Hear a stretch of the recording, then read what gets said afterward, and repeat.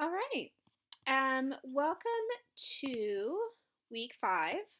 This is the parent communication video for week 5. What I want to do this week in this video is just briefly review what we talked about in the parent communication video for week 4. I wanted to talk to you about what students are expected to complete this week. And then I wanted to talk to you about midterm grades and what that is going to look like. So let's start. And I hope everybody's well. I hope everybody's thriving, making their way through the week okay. I am a day late getting this to you, so I do apologize. Um, okay, so if you go to Canvas, and then you ask your child to show you their dashboard in Canvas. It's going to look like this, but instead of having all this, it's going to have each of their subjects, which I'm sure you're familiar with by now. And then we're going to go into science. I'm just going to go into the student view because this is what you're going to see. A little bit different than mine. Okay, so again, as I said last week, there will be a tile here just letting you know what week we're in. And when I say week 5, that's week 5 of home learning. And it'll have the dates here. Again, everything that needs to be turned in is due on Fridays. That will be reiterated down here in red. Okay. So if you missed the parent communication video from week 4, it is here for you. I'm going to try, there may be a better way to do this, but for now, I'm just going to try to link all of the important stuff from the previous weeks here. And then here we'll go into the weekly assignments for week 5. So last week, if you watched this, just a brief review, I showed you how to go into grades and how to go into that page that shows you what your child has turned in and what your child hasn't turned in, so that you could start to kind of keep up with that. That work is starting to pile up. We do have a small population of students that are missing quite a bit of work. We talked about how there's no judgment in that regard. We know that we're all just doing the best we can. I'm seeing a lot of those kids start to catch up as well. So for whatever reason that students haven't been able to turn in work, there is that opportunity to continue to catch up. There will be no punitive measures for being behind on assignments. The biggest concern, the main concern, is just making sure that we don't create too wide of a gap in learning so that when students come back to school next year into 7th grade, we want to make sure that we have prepared them properly. Although we do realize we'll probably have to do some remediation with all of our population of students at that time. But okay, so moving into week 5, let's go down here and just take a look. So this week, students will complete the following lessons in the home learning module, and they're laid out here. And to get there, they would just click on the home learning module. Everything is there. This includes all assignments from all weeks. So once they're published, I do not unpublish them. So they're available for kids who need to go back and either use them to review or need to complete work that perhaps wasn't completed. So again, in the past weeks, we've had a video, we've had a reading, we've had a slideshow. Week 4 was primarily a review and catch-up week because we do have a check for understanding this week. So it's like a mini assessment. Okay, so if I go back here and back down here. So the ecosystems assessment check, students may use notes and previous work.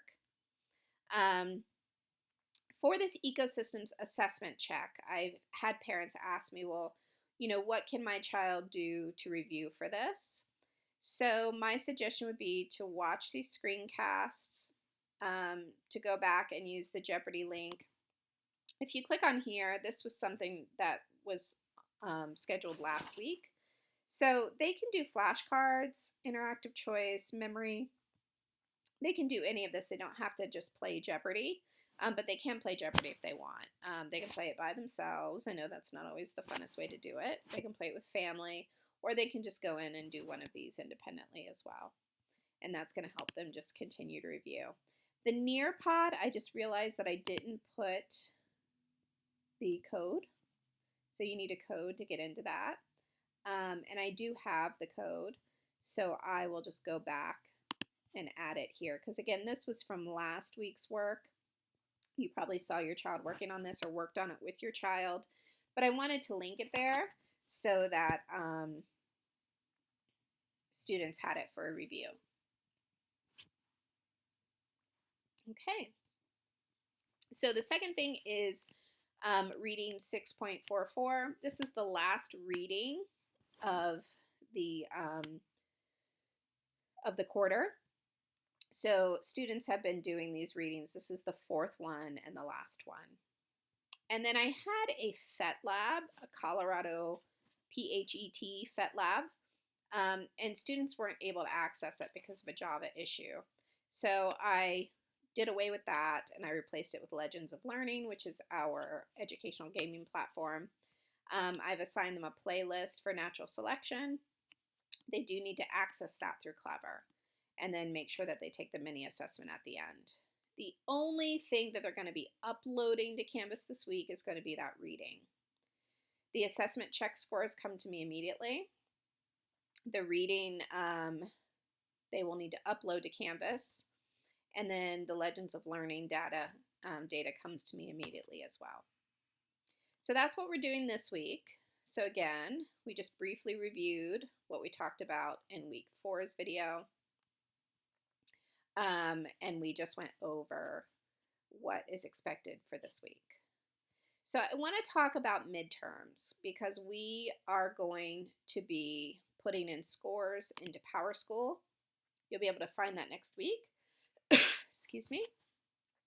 So what I want you to do, or what I want to talk about, is that just a reminder that these scores are not punitive. So they are merely meant to act as feedback. So we have 12 priority standards in the year. This assessment check is checking for priority standard number 10 and priority standard number 11. We have one more priority standard to go before we've finished all the priority standards for the school year. So the midterm grade is just to give the child feedback.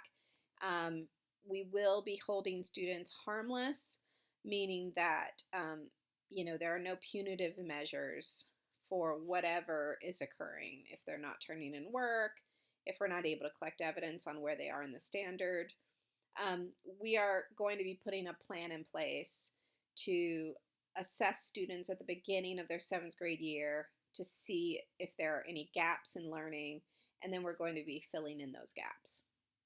So again, parents, I don't want you to be panicking about this home learning environment. I know that it's difficult trying to take on all of this yourself and know exactly what needs to be taught and how it needs to be assessed and so on. So I will be putting in a score for those priority standards 10 and 11. It will be from 1 to 4. 1 being that the child cannot perform the skill on the standard independently, that they need full scaffolding or full help. Level 2 means they can do some of the skill independently, but still need guidance through that skill to be able to perform the task in the standard. Level 3 meaning that they can perform the skill independently. And level 4 being that they can utilize the skill, they are proficient in the skill, and they can utilize it in a real world scenario, above and beyond outside of the classroom. So that's what will be going into PowerSchool. I will do a video next week to show you where to find that. But again, please don't stress, don't worry. These are not punitive measures. We will enter those final scores at the end of the quarter as well. So these are just midterm to kind of provide some feedback of where students are right now. And then we'll have a final assessment on standards 10, 11, and 12, and that will go into PowerSchool. Again, just as feedback. If you have any questions, please email me.